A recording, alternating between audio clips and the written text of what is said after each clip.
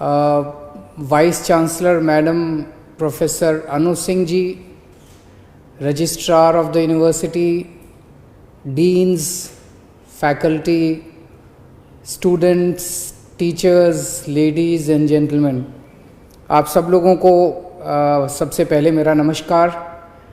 और मैं खुद चाहता था कि मैं आपके यूनिवर्सिटी में आऊं और पर्सनली आप सब लोगों से मिलूं।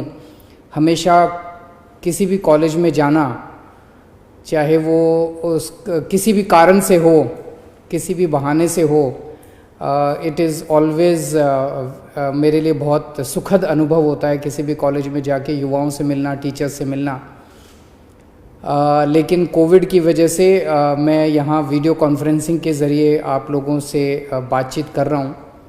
सबसे पहले जिन जिन स्टूडेंट्स को आज डिग्रीज़ और ऑनर्स मिले हैं, उन सबको तहे दिल से बहुत बहुत बधाई। और मैं भगवान से प्रार्थना करता हूँ कि आप सब लोगों के सपने पूरे हों, आपने जो जो ज़िंदगी में सोचा है आपको वो सब मिले। जैसा अभी मनीष जी ने भी कहा कि ये बड़ा मुश्किल दौर है जिससे हम सब लोग, पूरी इंसानियत गुज़र रही है, पूरी पृथ्वी गुज़र रही है। आज से 100 साल पहले बताते हैं 1918 में ऐसा मौका आया था जब स्पेनिश फ्लू हुआ था, और आज 100 साल के बाद ऐसा मौका आया है जब पूरे देश दुनिया में कोविड की महामारी फैली हुई है। पूरी ज़िंदगी अस्त व्यस्त हो गई है लोगों की, और बहुत कठिन दौर से सब लोग गुज़र रहे हैं। लेकिन इतने कठिन दौर से भी में भी अंबेडकर यूनिवर्सिटी के टीचर्स ने, स्टूडेंट्स ने, स्टाफ ने मिलके पढ़ाई को रुकने नहीं दिया, नॉर्मल उसको रुकने नहीं दिया, तरह तरह के तरीके निकाले, और आज कॉन्वोकेशन हो रहा है, सबको डिग्री मिल रही है। इसके लिए मैं आप सब लोगों के साहस को, आप सब लोगों की सिंसेरिटी को, मेहनत को मैं सलाम करता हूँ, और आप सब लोगों को बहुत बहुत बधाई देता हूँ इसके लिए। It was a very difficult period but you have successfully managed to overcome these difficulties.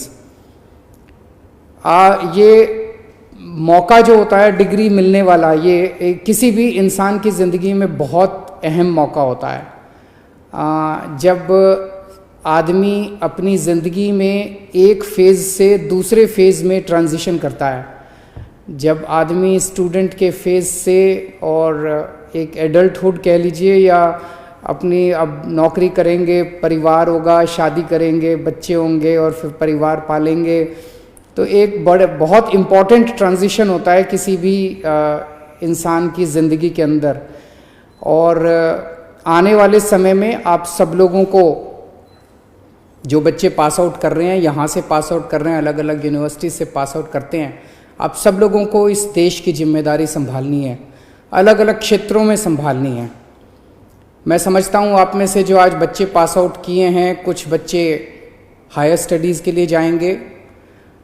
उनके लिए मैं just for the sake of information बता दूं कि अगर आप में से किसी भी बच्चे को हायर स्टडीज़ करने के लिए फाइनेंशियल दिक्कत हो, तो दिल्ली सरकार ने आपकी सुविधा के लिए एक स्कीम निकाली है जिसमें हम 10 लाख रुपए तक का आप लोगों को लोन देते हैं। आप कहीं भी जाके हायर स्टडीज़ कीजिए, और बिना किसी गारंटी के, बिना किसी कुछ भी गिरवी रखे हुए आपको 10 लाख रुपए तक का सरकार लोन देती है। हम चाहते हैं कि आप हायर स्टडीज़ करें, और आप में से कुछ लोग खूब रिसर्च भी करेंगे आगे बढ़ के। और मेरा तो हमेशा सपना है कि हमारे देश, दुनिया भर के अंदर इतनी रिसर्च होती है, और हमारे इंडिया के लोग ही जाके दुनिया भर में रिसर्च करते हैं, लेकिन अपने देश में थोड़ी रिसर्च कम है। तो मैं समझता हूँ कि जो बच्चे पास आउट कर रहे हैं वो रिसर्च फैसिलिटीज़ को भी आगे जाके इम्प्रूव करेंगे, और दुनिया भर में देश का नाम रिसर्च के क्षेत्र में आगे बढ़ाएंगे।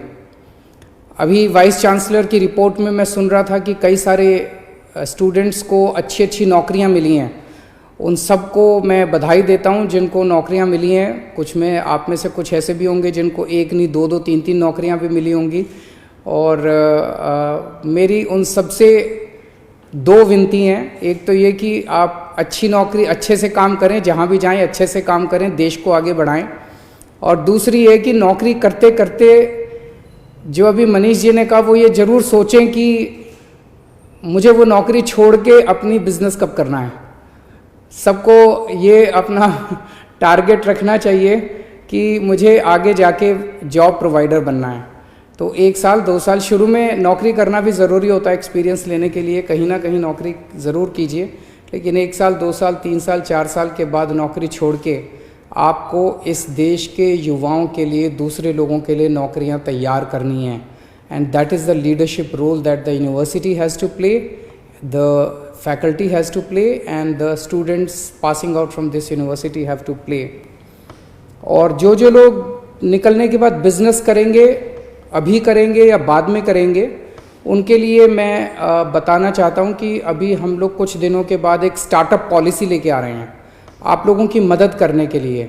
मैं ऐसे कई सारे बच्चों को जानता हूँ जो कि बिजनेस करना चाहते हैं, उनके पास एक्सीलेंट बिजनेस आइडियाज़ होते हैं, लेकिन उन्हें समझ नहीं आता कि हम पहला स्टेप कैसे करें, हम किसके पास एडवाइस लेने जाएं, फाइनेंस की समझ कम होती है, उनको लोन कहाँ से मिलेगा ये नहीं समझ आता, 10 तरह की प्रॉब्लम्स आती है। तो उसके लिए हम पूरा एक बहुत कॉम्प्रिहेंसिव स्टार्टअप पॉलिसी ला रहे हैं।